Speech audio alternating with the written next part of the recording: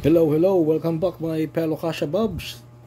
Bago po tayo magsimula, shout out kay Binad Opre, Kuya Joms TV, Fred Morga, Imposque Tinaya, Darwin Rerona, Erwin Ramirez Pugi, Tatay Jom of Mayamot Lower Antipolo, Marben Diego Tubias, Jackson Kaliplip, Alan J. Cacho, Daniel's Nature Discovery, Jao Rivera, Luis Rivas, Sheila Portu, at kay Dayan Holman. Hello, hello my fellow Kasha Bobs.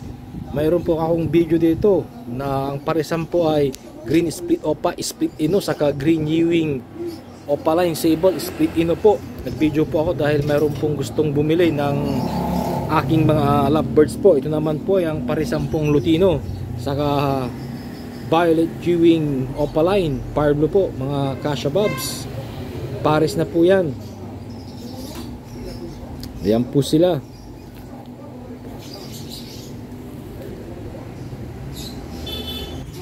At ito naman po ay cobalt fail follow po, split hen po siya. Ito naman ay fire blue split opa po na fail follow rin po. Banded pair na po sila. Bali yun po, para po makita ng mga gusto pong bumili sa group chat. At ito naman, ito po yung aking video nung pumunta pa ako sa marketplace para ibenta po yung mga alagang ibon. Ayan po sila, mga parisan na po ang mga yan. Ayan po sila mga Kasha Bobs. Ayan po, yung tatlong yan ay split opa po, split ino, isang lutino na male Kasha Bobs. Ayan po sila. Kung may gustong bumili ng lalaki ng split ino, split opa, mayroon po ako. Dito lang po ako sa San Carlos mga Kasha Bobs, San Carlos, Pangasinan. Ayan po. Ito naman ay isang budget meal lang po para po sa beginner gustong magsimula. Fire blue opaline hen saka green opaline split blue po. Ayan po sila. Ito naman ay blue opaline split ino saka blue possible split ino po. Ito naman parisampung green split opa split ino saka green opaline split ino po. Back to back blue opaline po mga Kasha Bobs. Ayan po sila. Makikinis po sila mga Kasha Bobs. Maganda po yung kanilang quality. Sa murang halaga lang po. Ito naman ang karga lang po nila ay parehas po silang split sa fire blue, split sa blue po mga Kasha Bobs. Ito naman hen po ito, blue opaline lang po ito mga Kasha Bobs, wala pong kapares. Ang isang ito violet opaline saka blue opaline po, back to back po silang opaline mga Kasha Bobs. Maglalabas po ng blue, violet saka cobalt na opaline. Ayan po, nakikita nyo po, inaano ko po yung aking daliri dahil natuka po ng inahin na lovebirds po. Ayan po, kaya ingat-ingat po tayo kung tayo po yung maglilipat o kukuha ng ibon, lalong-lalo na yung mga babae, masyado po silang matatapang.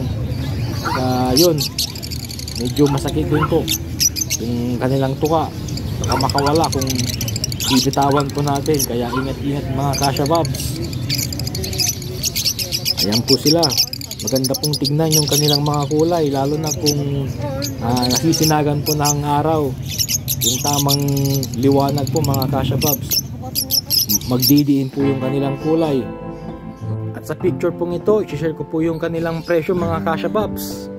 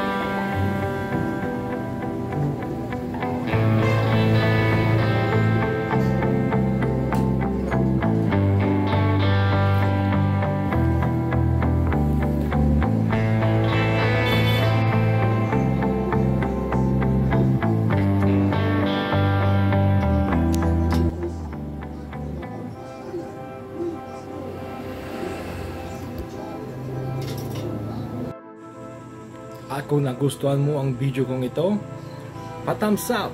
At kung hindi man, pa-thumbs up pa rin mga kasyabab. Huwag kalimutang pa-subscribe, pa-like, pa-share.